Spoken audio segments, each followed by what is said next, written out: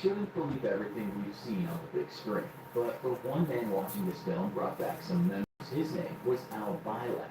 And while the film came out in 1994, he watched it 4 years later. He claimed to have watched the movie, and after that, his repressed memories about the actual Philadelphia experience came back to him. He said he'd also seen the ship teletransport. He also claimed to have traveled into the future and seen the mid-21st century. He said he'd been part of something called the Montauk Project. And among other weird things, it was concerned with time travel. According to Bielek, he'd been on board the USS Eldridge when it disappeared. He claims to have been in the body of another man and been with that man's brother. He said that when the ship disappeared, they both decided to jump overboard, but instead of hitting water, they drifted through clouds until they passed out. When they woke up, they were in a hospital somewhere. They were covered in radiation burns, but what really got their attention was the fact that they were in the year 2137.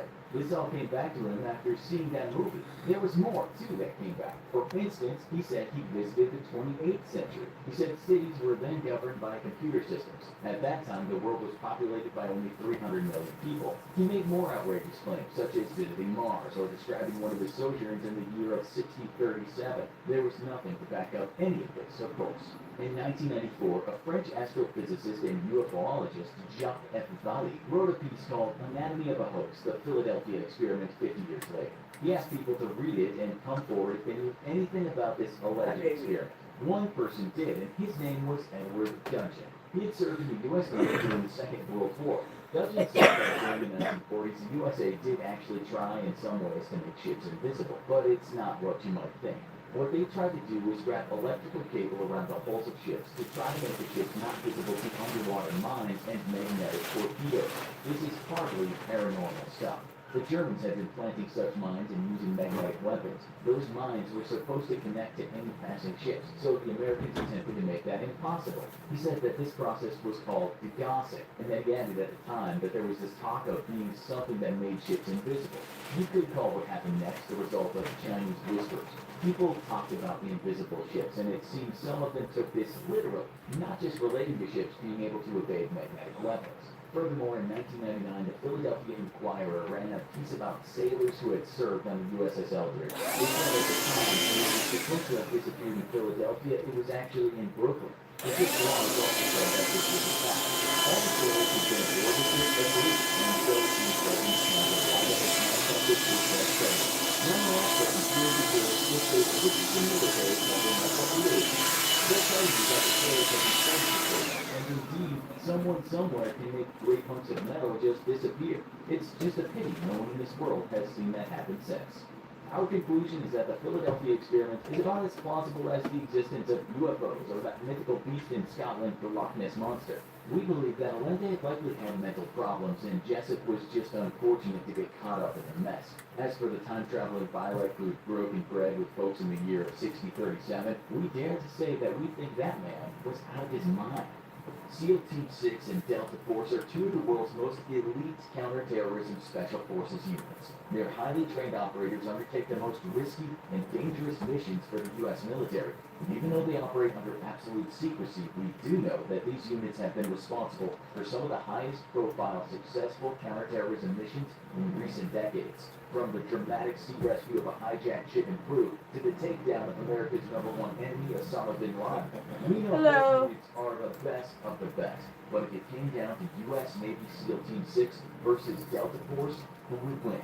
The first official Special Forces units were formed in the U.S. in the 1950s, although there's ample evidence of unofficial special operations throughout history, including World War II and even as far back as the Revolutionary War. The Navy SEALs can trace their roots back to World War II's naval combat and underwater demolition teams. These special units were disbanded after the war, but resurrected during the 1950s and 60s during the Korean and Vietnam Wars, when SEAL Team 6, officially known as the United States Naval Special Warfare Development Group, or DEFGRU, was formed in 1980. It was one of only two Navy SEAL teams in operation at the time. The use of the number 6 in the unit's name was a ploy to trick the Soviets into thinking that the U.S. had more active Special Forces units than they really have. Delta Force, or the 1st Special Forces Operational Detachment Delta, was formed in the late 1970s in response to worldwide political unrest and a rise in international terrorism. It was inspired by the British Special Air Service, or SAS, and a 1977 proposal painted a picture of an elite force that could respond to highly sensitive situations, including international acts of terrorism. Officially, Delta Force and SEAL Team 6 don't even exist, making it hard to get accurate information about their operations and members. Best estimates place the total number of Delta Force operators at around 1,000, and there are an estimated 300 active SEAL Team 6 operators.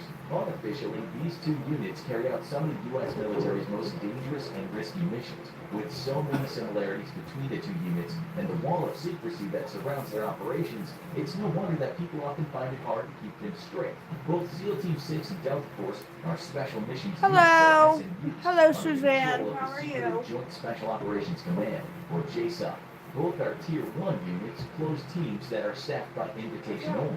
There are only 4 Tier 1 units in the U.S. in total. SEAL Team 6, Delta Force, the Air Force's 24th Special Tactical Squadron, and the CIA's Intelligence Support Activity Team. The Tier 1 units are the most elite and selective special operations units, and their operators are the best of the best. Both SEAL Team 6 and Delta Force undertake similar clandestine missions, primarily counterterrorism operations, but they're also trained in close quarters combat, hostage rescue, and espionage. But despite their many similarities, the units differ quite a bit in terms of selection and training, operations, good. and culture. If SEAL Team 6 and Delta Force were Well, ever welcome go to my head-to-head, channel. If you how haven't would been these here two before, if ultimately you have, fare against welcome one back. another? Let's find out. By Don't taking forget a to closer look at subscribe two and hit that of like US's button. most secret and elite special missions units. One of the main differences between SEAL It Team helps 6 me and the Delta Force piggies is the out, way that doesn't it, they guys? select and vet their candidates. Delta Force Doesn't candidates it? largely come from the U.S. Army. Most come from the 75th Ranger Regiment or the Special Forces, but they've also been known to accept candidates from other military branches, including the Coast Guard, the National Guard, and even the Navy SEALs. SEAL Team 6, on the other hand, selects candidates exclusively from within existing SEAL Team units. This gives SEAL Team 6 the advantage of having a common culture among recruits who all came from a Navy SEAL background. The operators often already know each other from previous missions or training.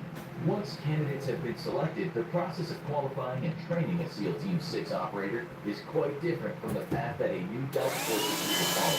Delta Force selection takes twice a year, and a secret location somewhere deep in the operation map. Where more than 100 candidates attend the training course. Candidates come from diverse military backgrounds, but are all battle-hardened seasoned soldiers. And still, the failure rate is over 90%. The selection course is exactly as tough and demanding as you would expect a course with such a high failure rate to be. Candidates undergo a grueling test of their physical fitness, stamina, and mental determination. Candidates must complete a series of navigation tests where they must navigate a foreign landscape with nothing but an old-fashioned map and compass. They're also subjected to physical endurance tests, like a Excuse you, timed sir. 18-mile ruck march, a nighttime hike carrying a fully loaded 35-pound pack, and a timed 40-mile mission carrying a 45-pound pack over steep, rough terrain. The lucky 10% who manage to survive this grueling test of the selection course are then subjected to a barrage of psychological evaluations and a commander's review before officially being accepted into the unit. Even once they're accepted, though, they're not in the clear. New recruits must attend a 6-month operator training course, or OTC, where another 30 to 40% of the candidates fail to make the final cut. SEAL Team 6 has a 2-part selection process, the review and the green team. After a Navy SEAL submits an application, his picture is posted on the wall at the unit's headquarters in the Navy's Dam Neck Annex. Current SEAL Team 6 members who may have worked with the candidate in the past then mark the candidate's photo with a check mark if they should be accepted into the elite unit, or with a minus sign if they don't think they make the cut. Once a candidate has passed this daunting review, they've earned the right to attend a green team, the 6-month-long training and selection course similar to Delta's OTC, where they face a 50% failure rate. The remaining graduates are then drafted. For the rare few that make it through the selection process and are admitted to the elite ranks of SEAL Team 6 or Delta Force, their further training will look remarkably similar. I Both love you units are guys. highly trained in counterterrorism, close quarters combat, hostage rescue, high-value target extraction, espionage, explosives, and marksmanship. Thanks to their naval heritage, SEAL Team 6 operators receive additional training in specialized maritime and underwater operations. This gives them an advantage at sea, but Delta Force has an edge in ground combat. In cases where a mission devolves into a large unit action, Delta Force operators can rely on their greater ground combat experience to switch into infantry mode. SEAL Team 6 operators may lack as much experience in large unit infantry tactics as Delta Force, given their highly specialized training in small unit tactics. Both units receive similar training because they undertake similar missions and objectives. Because of the clandestine nature of these elite units, we know very little about their actual operations.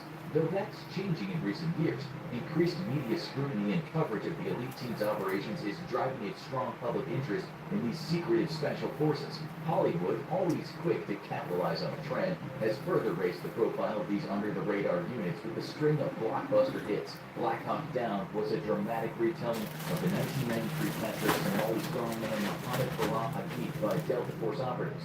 Zero Dark 30 received 5 Academy Award nominations for its portrayal of the SEAL Team 6 raid of a compound in Pakistan that resulted in the death of Al-Qaeda leader and 9/11 architect Osama bin Laden. The 2013 film Captain Phillips told the amazing true story of Captain Richard Phillips, played by Tom Hanks, who was rescued by SEAL Team 6 operatives after he was hijacked and kidnapped by Somali pilots in 2009. Because of their overlapping mandates and skill sets, there are certainly some rivalry between SEAL Team 6 and Delta Force. SEAL Team 6 has been called out by Delta Force for sporting the spotlight after the takedown of Bin Laden. So the criticism might stem from the fact that Delta Force felt that they were the ones to lead that important mission. It was insinuated that the SEALs only got to chase alone because media outlets were allowing command divisions in the face-off and special operations command at the time. While there may be tension between the groups from time to time, both SEAL Team 6 and Delta Force are on the same side in the war on terror, and in reality they often work together on counterterrorism missions, albeit unofficially. As you expect, these elite teams have access to state-of-the-art weapons and technology to help them complete their dangerous missions. The HK-416 carbine is thought to be the assault rifle favored by Delta Force operators, though they also have their pick of other high-powered assault rifles like the Colt M4A1 or the M16. Delta Force also uses the MP5 9mm submachine gun, Colt 45 pistols, and Beretta and Glock 9mm pistols. In addition to the impressive array of weapons at their disposal, Delta Force operators are supported by a team of gunsmiths who help customize the moving parts, sights, stock, and grips to each operator's personal specifications and provide Delta Force snipers with hand-loaded ammunition. SEAL Team 6 operators have a similarly impressive weapons cache. They also favor the HK-416 and M4A1 assault rifles, but use Sig Sauer 9mm pistols. SEAL Team 6 also uses the MK-46 and MK-48 machine guns, and a modified M79 grenade launcher dubbed the Pirate Gun. SEAL Team 6 snipers have their pick of the world's best sniper rifles, like the MK-11, 12, 13, and 15 medium and long-range sniper rifles, the M82 50 caliber extreme long-range rifle, and the Macmillan TAC 338, which fires the deadly 338 Lafua Magnum round. Now that we know more about the selection process, training, and operations of these special missions units, we can't help but wonder how they fare in a head-to-head competition. If SEAL Team 6 and Delta Force had complete identical missions, which would put up a superior performance? Better yet, how would they fare against each other in a hypothetical adversarial combat situation? In a competition-style head-to-head, it would be a tight race, to say the least. Both units are highly capable counterterrorism units, and their similar training allows both teams to effectively execute many of the same missions. SEAL Team 6 would have a clear advantage if the competition included a Marine element, and their homogeneous culture and the fact that the unit members often knew and worked with each other prior to joining the Ultra Elite team might just be enough to give them a slight edge on land, too. If, on the other hand, we were to pit SEAL Team 6 and Delta Force against each other in a brutal battle royale, the unit's similar training and overlapping mission objectives would mean that both teams would know how the other operates, and therefore their usual tactics would be useless. In an adversarial situation, they'd have to improvise and rely on combat instincts to survive, and this is where Delta Force has the edge. Unlike SEAL Team 6 operatives, the vast majority of Delta Force operatives have served in infantry and have direct combat experience, making them more adaptable to changing battle conditions and more effective in an ambush. Whether you think SEAL Team 6 is the last word in Special Forces, or if you're a Delta Force fan through and through, there's no denying that both elite units are head and shoulders above every other unit in the U.S. military, and maybe even the world. Let's just hope they never go head-to-head for real. It's the height of the Cold War, and 300 meters beneath the surface of the stormy North Atlantic, a Soviet submarine steams past the Icelandic coast. The Soviet captain looks to his crew. Everyone is holding their breath, waiting to find out if they've slipped past the formidable NATO anti-submarine picket line that stretches from Iceland to mainland Europe. After several tense minutes of silence, the crew relaxes. Sonar can hear NATO patrol ships far away, but not a single one of them has changed course. They haven't been detected. Ordering his men to hold, the captain plots a course a few hundred miles from the American coastline, where his nuclear ballistic missile submarine will loiter undetected, ready to deliver a devastating surprise nuclear attack in case of war. This is how the balance of power between the two great superpowers is kept. Neither side is able to completely eliminate the other's nuclear arsenal completely without being destroyed in kind. Settling in for a long 3-month patrol, the Soviet crew breathes a sigh of relief, knowing they successfully fooled NATO's anti-submarine patrols. Yet unknown to the Soviet sub, a Predator stalks the deep cold of the Atlantic, just a few hundred meters behind them. A 370-foot beast made of high-tech steel and aluminum, manned by the U.S. Navy's finest soldiers. The Russians are good submariners, but their subs lack sophistication, and unbeknownst to them, a powerful American underwater weapon can detect them from clear across the Atlantic, zeroing in the U.S. Navy's hunter-killer subs on their location. For decades, Soviet nuclear attack submarines believe that they're prowling the oceans of the world undetected, completely unaware of the hidden killers always following their every move. If a nuclear war ever broke out, the Soviet ballistic missile submarine fleet would never get a chance to join the war. Eliminated in minutes by the hidden assassins keyed onto their locations by an incredible piece of American technology, the Sound Surveillance System, or SOSUS. Very rudimentary passive and active sonar systems existed as far back as World War I, but these early systems could only manage detection at distances of a few thousand yards, and even then, only under the most favorable conditions.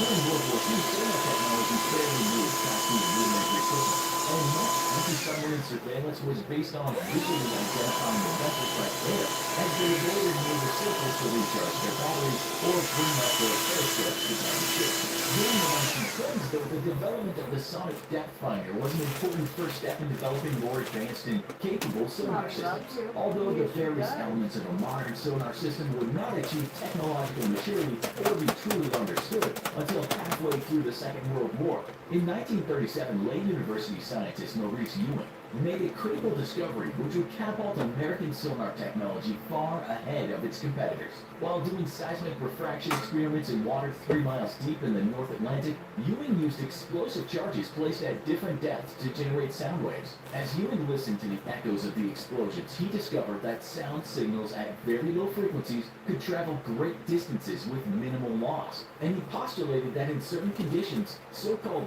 deep sound channels could exist which would propagate an acoustic signal for hundreds or even thousands of miles. At the same time, the invention and refinement of the bathythermograph by scientists at the Massachusetts Institute of Technology and the Woods Hole Oceanographic Institution made possible for the first time the continuous measurement of ocean temperature at various depths, and more importantly, how fast the speed of sound varies at different distances below the waves. A growing understanding of how underwater sounds are refracted or bent by variations in the sound's velocity caused by different temperatures and depths helped support Ewing's hypothesis that underwater channels could indeed propagate acoustic signals for as much as thousands of miles. Wasting no time, the Navy immediately authorized a slew of tests for developing these deep sound channels for military use, although at first they would only be used for communications. During the spring of 1944, Ewing supervised a test using the USS Buckley, which steamed away from a receiving ship, dropping explosive charges set to blow at various depths. By determining the pattern of explosions and the depths they occurred at,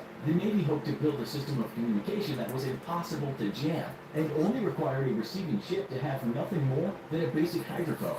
The explosions from the Buckley were clearly discernible until at last the Buckley had to call off the test after reaching a distance of 900 miles and still being clearly heard by the receiving ship. The test was a huge success, and a system for helping locate and rescue downed pilots was immediately developed, named SOFAR for sound fixing and ranging. The rescue system consisted of nothing more than a downed pilot dropping a small explosive charge Hello. down to the depths of the deep sound channel, where an underwater system of hydrophones would pick up the explosions and triangulate the pilot's exact location. Too late in the war to be of great effect, the rescue signaling system was nevertheless a huge success, but some minds in the U.S. military slowly began to see an altogether different potential to this quirk of underwater acoustics. After World War II's end, the U.S. Navy continued to establish major SOFAR networks in both the Atlantic and Pacific Oceans, investing in the future security of its downed pilots in case of another major war. Yet, as I hope the so. Cold War began to grip the world, the growing threat of a Soviet submarine fleet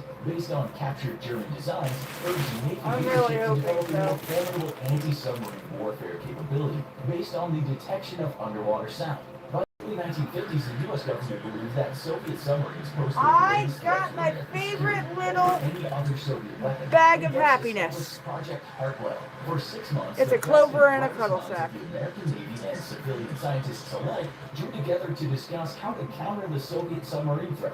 Long-range submarine detection was premiered in the list of topics discussed during Project Hartwell, and a focus of its efforts. The physicist Frederick Hunt electrified the project heads with a stunning and very convincing idea. Why not use SOFAR to detect Soviet subs? He showed Project Hartwell's leadership that higher frequency sounds made by Soviet subs could be easily detected at ranges of a few hundred miles, but frequencies below 500 Hz would easily penetrate through the various layers of the oceans to reach the deep sound channel from virtually any depth, and thus make detection of a noisy Soviet sub possible at ranges of thousands of miles. The U.S. Navy immediately started several highly secret research programs to better understand long-range sound transmission through the ocean. They even partnered with AT&T to begin building underwater listening stations. This budding secret surveillance network was classified with the acronym SOSUS, standing for Sound Surveillance System, and received a top secret classification. In January 1952, the first prototype SOSUS installation was deployed by a British cable layer,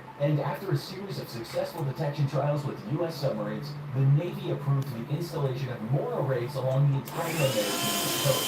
2 years later, the system was expanded to the West Coast and to Hawaii as well, ensuring that no hostile cell could approach the U.S. mainland without being detected. The early SOSUS array was directly to the seafloor at specific locations that could access the deep sound channel, and according to that right angles to the expected approach to a hostile submarine. The object of these hydrophones was transmitted to shore processing stations through multicolor armored cables. At these shore-based processing stations, the incoming data was analyzed, and observers would look for the distant frequencies given off by rotating machinery. Hundreds of printers at these facilities would output infographics 24 hours a day, constantly monitoring the entire ocean for Soviet signals. Observers would look for distinctive submarine signatures printed on the graphs, and if simultaneous contacts were made with multiple arrays, then a target could be verified and its position triangulated.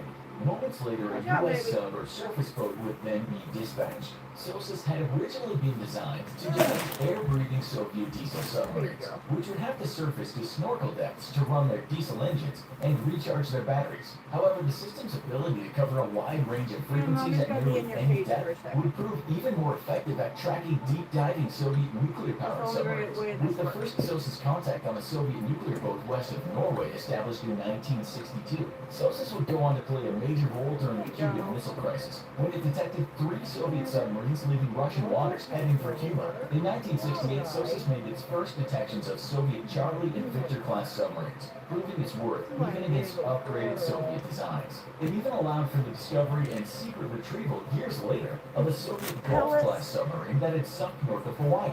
The U.S. Navy had a silver bullet in its arsenal, and with it the ability to completely shut down the threat of Soviet submarines. Yet the secret of SOSUS wouldn't last. In late 1967, U.S. Navy Chief Warrant Officer John Anthony Walker strolled into the Soviet embassy in Washington and sold a top-secret radio cipher card for a few $1,000s.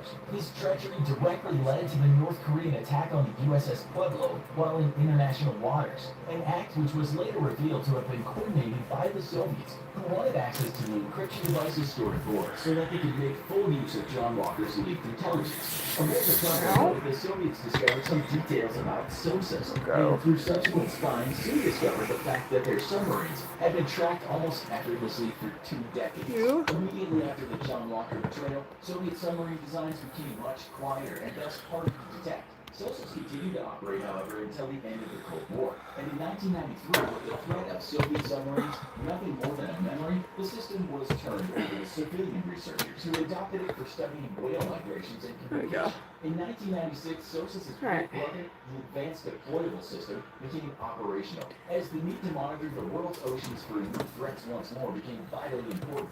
The United States has a problem. The Chinese Navy has officially become the world's largest navy. Thankfully, the capabilities of the Chinese Navy are decades behind that of the American Navy, but in any confrontation with China, the U.S. Navy will at best only be able to call upon 60% of its fleet, thanks to naval commitments elsewhere in the world. When forced to face off against just over half of the U.S. fleet, the Chinese Navy's chances for victory in any Pacific conflict quickly escalate. For now, though, the U.S. Navy doesn't need to worry. China is still not a true blue-water Navy that's capable of operating for extended periods of time far away from its own shores, although it has sent task forces to the Horn of Africa to aid in anti-piracy efforts. Overall, on a ship-to-ship basis, the Chinese Navy's technology ranges from a decade to 4 decades behind the United States, especially amongst its very noisy submarine forces. Yet the situation is quickly changing. China has in recent years funded a major investment in its naval forces, which has resulted in Here a you go, frenzy Mama. of shipbuilding. Currently, China outbuilds the United States when it comes to ships. Though again, it's important to remember that the capabilities of each ship so far fails to match up to those of American ships. Also, this is still the initial surge phase of China's new modern navy.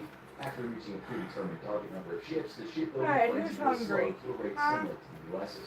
Guys hungry? Is warranting not just the United States, but many of China's own neighbors who have routinely been bullied by China's global might. Japan, the Philippines, and Vietnam, to name a few, all have serious disputes with China, which has on numerous times claimed territory rightfully within their territorial waters for itself. China's frenzy of island building in the South China Sea has also sparked international concerns, and while President Obama's shifting of naval power to the Pacific quickly halted the island expansions, China has so far refused to vacate the 5 islands it has built. This is in spite of a ruling by The Hague which dismissed China's fanciful claims to the region. Instead, China has fortified its South China Sea holdings, adding radars, flight lines for combat planes, and missile defense systems. The message is clear: China is not budging. While the U.S. is not seeking a military confrontation with China, its commitments to defend many of the nations that China is currently bullying or intimidating may force its hand. In that case, the U.S. may find itself with its hands full dealing with Chinese naval and ballistic missile power, unless radical reforms of the American Navy take place. The greatest threat to American naval forces in the Pacific is China's staggeringly large stockpile of anti-ship ballistic missiles. These giant missiles can be fired from the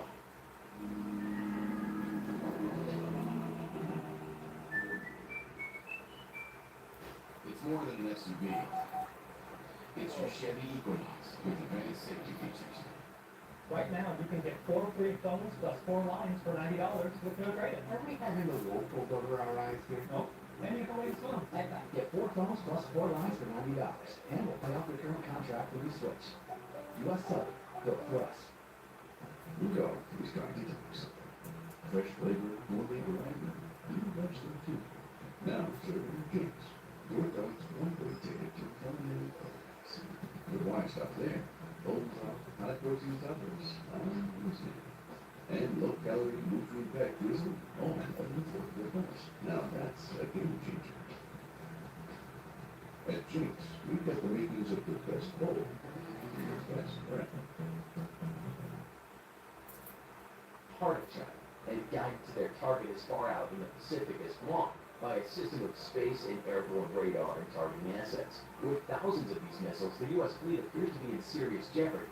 To counter the ballistic missile threat from China, the U.S. Navy has adopted a doctrine of dispersed operations, while in the past battle groups would be centered around an aircraft carrier to fight relatively close together. The new doctrine has led the Navy to widely disperse its battle groups so as to make each individual ship harder to hit. New investments in anti-ballistic missile systems have also added robust capabilities to American fleets, and a new generation of anti-missile missiles have performed very well in testing. Yet a major problem for the U.S. Navy is the sheer number of ballistic and conventional missiles China could throw at American ships. While it's highly unlikely that China would be able to achieve air superiority against the U.S. Navy, new extremely long-range anti-ship missiles would see China fighters able to use their weapons against American ships from hundreds of miles away and never even get close to American interceptors meant to protect their ships from this threat. Then there's the threat posed by Chinese submarines, which can fire off anti-ship missiles while working under the waves. They would need to be closer to their American targets than Chinese jets, but would still be able to operate far outside of the traditional security envelope established around American battlegroups. One solution to these twin problems is to simply push out the radius of the security envelope around the battlefield. Unmanned refueling tankers are already being deployed amongst American fleets, and this will allow carriers combat air patrol to operate much further away than normal, which will let them intercept Chinese aircraft before getting close enough to fire. To counter the submarine threat, the U.S. Navy, under its Ghost Fleet Overlord program, has been testing autonomous ships that can assist manned ships in combat. One of these ships is an anti-submarine warfare platform, which would patrol the waters around the battlefield completely on its own, searching for Chinese subs and engaging any discovery. Another key to defending American ships in the Pacific is a heavy investment in the technology and tools to disrupt China's kill chains, or a chain of assets required to successfully launch a ballistic missile and accurately guide it to its target 1,000 miles away. This includes space-based and airborne surveillance and radar platforms, as well as communication nodes, and while details remain classified, the U.S. so far remains confident that it can disrupt China's kill chain capabilities enough to protect most of its ships. For their part, the Chinese have never demonstrated they have the sophistication to implement and protect a kill chain system that can successfully target and destroy a ship far out at sea. New plans are calling for a heavy investment by the U.S. in anti-ballistic missile systems, such as directed energy weapons and kinetic interceptors such as railguns. Currently, one of the biggest problems with protecting American fleets is not the inability to accurately target and destroy incoming missiles, but simply that China would rely on overwhelming barrages meant to force U.S. ships to expend all the missiles in their batteries trying to protect themselves. Once each ship's battery is depleted, it is, for all intents and purposes, defenseless against incoming missiles, especially of the ballistic variety. A directed energy weapon would have no magazine size limits, as it would fire off electrical power generated by the ship. It could fire for as long as the ships generate electricity, and intercept incoming missiles at the speed of light, making it incredibly accurate. High-energy lasers could burn out missile warheads and damage electronics, causing them to prematurely detonate or simply fly out of control. Kinetic railgun interceptors would still need a magazine of projectiles, but these projectiles are both much cheaper to produce than a modern missile, and can be made much, much smaller. A single railgun battery could hold hundreds of rounds for a fraction of the cost of a traditional vertical launch cell on a big warship. But even those innovations aren't enough to successfully defeat China at sea, because the fact remains that China has invested extremely heavily in both anti-ship ballistic and traditional missiles. To make matters worse, the U.S. Navy's current ship designs are only making China's job of destroying them easier. For decades, U.S. ships were built around extremely powerful suites of radar and other sensors, which gave them incredible situational awareness and command of their battle space, but in a modern war also make them incredibly easy targets to find for any sophisticated foe, such as China. In essence, U.S. ships and their sensor systems put out so much electronic noise that finding them out at sea would be easy for China, as it would be for you to find a screaming person in a pitch black room. High-energy sensor systems are an absolute necessity for any naval force, so simply doing away with them is not realistic. Instead, the Navy needs to seriously rethink its current force structure. At the moment, the U.S. Navy is very destroyer and cruiser heavy. It's the biggest, meanest guy in the block and packs the strongest right boat in the world.